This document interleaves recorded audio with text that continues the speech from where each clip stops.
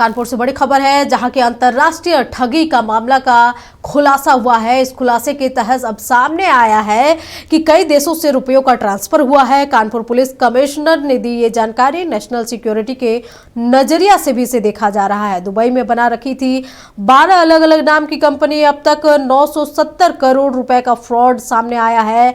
साथ ही ठग पैसों को क्रिप्टो में करते थे चेंज। वहीं 500 से अधिक लोगों से पैसे करवा चुके हैं इन्वेस्ट। हवाला के जरिए से भी पैसे का होता था लेन देन।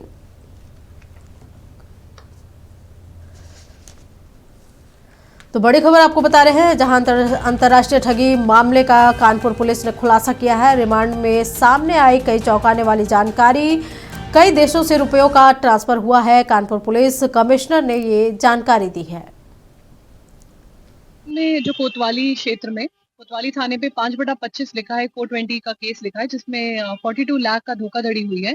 उसमें और ऐसे तथ्य आ रहे हैं कि बहुत सारे लोग NRIs as well as Indians involve हैं। इसमें कहीं से ये भी हमें पता चल रहा है कि कुछ सेलिब्रिटीज ने इस कंपनी को, जो जिसका नाम ब्लू चिप है, उसको प्रमोट किया था। उनके साथ फ्रॉड हुआ है या वो भी सम्मिलित है, इसकी जांच की जा रही है। 24 सितंबर 2024 में हमने लीगल नोटिस भेजी। वो वापस आ गई कि यहाँ कोई नहीं रहता, जबकि उसके पिता वहाँ रहते हैं दिल्ली में। इसके पासपोर्ट में वही पता लिखा हुआ दिल्ली का। 27 सितंबर 2024 को एक एप्लीकेशन दी। उस एप्लीकेशन में एक एफआईआर दर्ज होती है। 5 जनवरी, पहले पुलिस प्राइमरी इंक्वायरी करती है। 5 जनवरी 2025 को इनके खिलाफ कोतवाली कानपुर नगर में क्राइम नंबर 5/25 एक एफआईआर दर्ज होती है। विवेचना शुरू होती है। विवेचना के दौरान साल भर से पुलिस इसको लगातार ढूंढ रही थी। ये कहीं नहीं मिल रहा था। बड़ी मुश्किल से सर्वेलांस के जरिए ये ट्रेस हुआ कि ये देहरादून में है। तो 2 दिन पहले पुलिस पकड़ करके लाई है। परसों इसको पुलिस ने यहाँ न्यायालय में पेश किया था।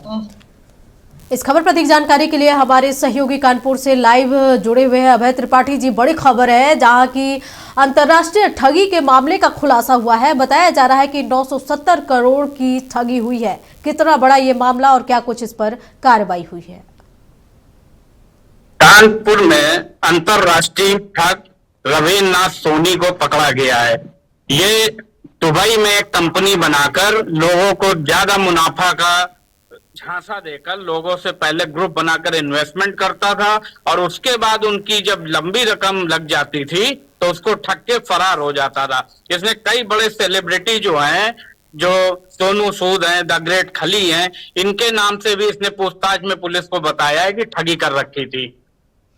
आखिर अभय जी, जिस तरीके से सेलिब्रिटी के भी नाम का इस तरीके से यूज हो रहा था और लगातार जो साइबर ठग हैं इस तरीके की घटना को अंजाम दे रहे थे, तो साइबर सेल और साइबर पुलिस है वो क्या कर रही थी जब इतनी बड़ी ठगी हो गई?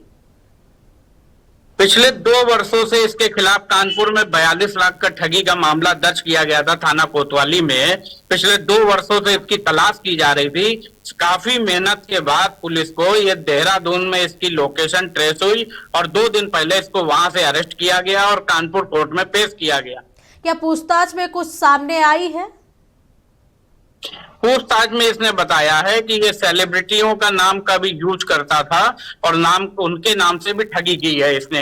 अब पुलिस इस जांच पड़ताल में जुट गई है। जिन सेलिब्रिटियों का नाम इसने लेके ठगी की है, क्या वाकई में इनमें से कोई क्यों जानकारी थी या ये लोग भी इसमें शामिल हो सकते हैं, उसकी जांच की जा रही है। जिन लोगों को इसमें ठगी के शिकार हुए हैं, क्या उनके पैसे वापस होंगे?